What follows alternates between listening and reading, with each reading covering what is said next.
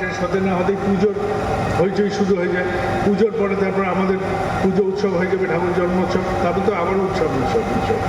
তো গল্পটা এরকমই থাকে না কেন, এই টার্মটাকে আমরা এইভাবে উপভোগ করি। শেষে একটা গল্প বললি, একটা গল্প তো রাজা বেরিয়েছে মন্ত্রীর সাথে, আমি শুনছিলাম গল্পটা, খুব বিউটিফুল গল্প। রাজা বেরিয়েছে মন্ত্রীর সাথে, তো দেখছে রাজ্যে সবচেয়ে সুখী কে, তো দেখছে একটা হতদরিদ্র বাড়ি থেকে বলছে এই সবচেয়ে সুখী। রাজা বলছে যে এ যদি সবচেয়ে সুখী থাকবে তাহলে আমি রাজা হয়ে অসুখী কেন? তো মন্ত্রী বলছে যে মহারাজ 99-এর ঝামেলায় পড়েনি তো, তাই এ কখনো অশান্তি কি বোঝেনি। রাজা বলছে 99 ঝামেলা কি?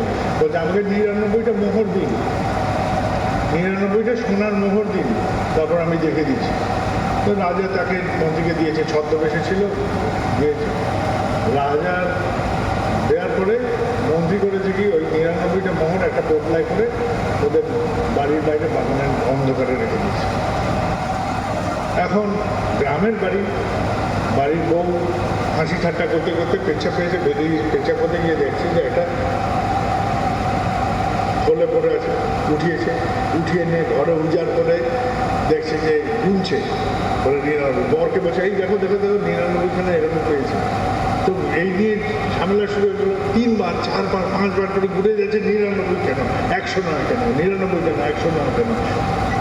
এবার দুজনের মধ্যে ঝামেলা লেগে গেল। বর বলছে যে তুই বেটা, খিস্তি দিয়ে বলছে তুই বেটা ওখান থেকে তুলেছিস, তুলতে গিয়ে ফেলেছিস নিশ্চয়ই। সে লম্ফ টম্ফ নিয়ে খুঁজছে, বাগানে টাগানে খুঁজে বেড়াচ্ছে, কোথাও সে মোহর পাচ্ছে না। সে চর চাপাটি শুরু হয়ে গেছে স্বামী স্ত্রীর মধ্যে, 100টা নেই কেন, 99টা কেন, 99টা কেন, অশান্তি অশান্তি। তো ভোর হতেই ওই স্বামী যেটা সে বেরিয়ে পড়ে গেল কোথায়, সে একটা ভিন দেশে চলে গেল। ভিন দেশে গিয়ে সে পরিশ্রম করছে করতে করতে করতে 6-7 মাস বাদে টাকা রোজগার করে একটা মোহর সে জোগাড় করতে পারছে। এই 100টা করার জন্য ওই একটা মোহর নিয়ে যখন এসছে, তখন দেখছে ওর বাড়িটা একটু বেশ ভদ্রগ্রস্ত বড় সড়ো হয়ে গেছে। তখন জিজ্ঞেস করছে আমার বাড়ি কোথায় গেল, কে গেল? তখন দেখছে বাড়ি থেকে ওর বউ বেরোচ্ছে।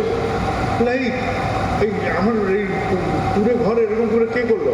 বললো ওই তো 99টা ছিল, তা থেকে কিছু খরচ করে এটাকে আমি বাড়ি টাড়ি বানিয়ে নিয়েছি, তো এখন দেখো বাড়ি টাড়ি ভালো হয়ে গেছে। লোকটা ফিরে ঠাঁই করে চড় মেরেছে বউকে, বললো বেটা আমি একটা মোহর 100 করার জন্য এত যুদ্ধ করছি, আর তুই কিনা এর মধ্যে আবার খরচ করে দিলি।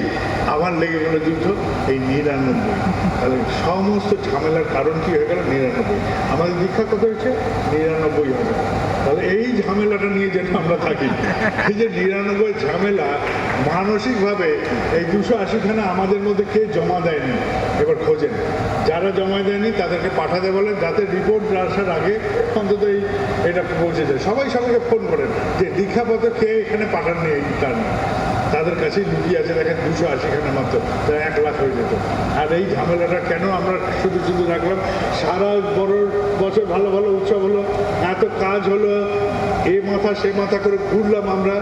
এই যে নর্থ বেঙ্গলে এই যে বলছিল ঝাদা, তো কি ওদের সমস্ত জেলার কর্মী, এই জেলার কর্মী ওইখানে গেছে, এই জেলার কর্মী ওইখানে গেছে, সবাই আনন্দ করেছে। এখানে বহু জায়গায় এরকম করেছে, সবাই আনন্দ করেছে। এত চেষ্টা, এত প্রয়াস, এই 280খানা আমাদের মধ্যেই কোনো ভেজাল ঢুকে আছে, ভেজালটাই 99টাকে 100 হতে দিল না। আর এই মানসিক অশান্তি নিয়ে এবার আমাদের বাড়ি যাওয়া, তো এর জন্য কে দায়ী? আমরাই দায়ী থাকলাম। ঠিক আছে, তো সবাই আনন্দে থাকেন, এইটুকু তো থাকবেই অশান্তি। আমাকে একজন বলছে যে বাবা ভীষণ অশান্তি। আমি বললাম ভাই একটাতেই শান্তি, মরে গেলেই যখন চিতায় শুয়ে থাকে এর থেকে শান্তি আর কিছু নেই। কিন্তু জীবন যদি বেঁচে থাকে তো রোজ কিছু না কিছু অশান্তি। কিছুক্ষণ পরে দেখবে খিদে পেয়েছে, এটাও একটা অশান্তি, খাওয়ার জোগাড় করে। খেলে টেলে কিছুক্ষণ পরে বললে পায়খানায় যাবো, বলে এটাও অশান্তি। ঠিক আছে, নিশ্চিত 24 ঘন্টা বিরামে থাকতে দেবে কেউ দেবে না। ঠিক আছে, বই পড়ছে আনন্দ করে করে, কিছুক্ষণ পর মাথা দপদপ করছে, আরে বাপরে বাপ, চশমা টশমা মুছে টুচে ঘেমে বলাই একটু খেতে দাও তো কিছু, বউকে বলছে। রিটায়ার করা বড়রা তো ভীষণ ঝামেলাবাজ এমনি হয়, ক্ষণে ক্ষণে খিদে পায় তাদের। হ্যাঁ, গৃহস্থ স্বামীর থেকে ভয়ঙ্কর জীব বউরা বলবে যে এর থেকে কেউ নেই, যে এরা সবসময় খিদে পাচ্ছে এদের, এখন এই খাওয়ার জোগান দিতে দিতেই তারা নাজেহাল হয়ে যায়। তো আমাদের বাড়িতে সব মায়েরা এখন দীক্ষাপথে কাজে বেরিয়ে বেরিয়ে মানসিকভাবে এত শান্তিতে আছেন, এতই শান্তিতে আছেন। তা আমরা কর্মীরা দেখে নিয়েছি যে যেগুলো তাদের জন্য পেছনে খাটতেও তার খাটতে হচ্ছে না, তারা বেশ আনন্দে আছে, আমরাও বেশ বহাল তবিতে শুয়ে বসে আছি যে যাক, ওরা তো শান্তিতে আছে, আমিও শান্তিতে আছি, এবার দীক্ষা কমুক বারুক, আমার কি। তা আমি সবাই বলছি, বাড়ি গিয়ে বলবেন আপনাদের বউদের যেন আপনাদের একটু করে অশান্তি দেয়। যদি দীক্ষাপথের কাজে, দীক্ষার কাজে আপনারা না বেরোন, তারা যেন অশান্তি করেই আপনাদের সাথে। এইটুকু ছাড় সব মায়েদের জন্য আমি দিয়ে রাখলাম। জয় গুরু।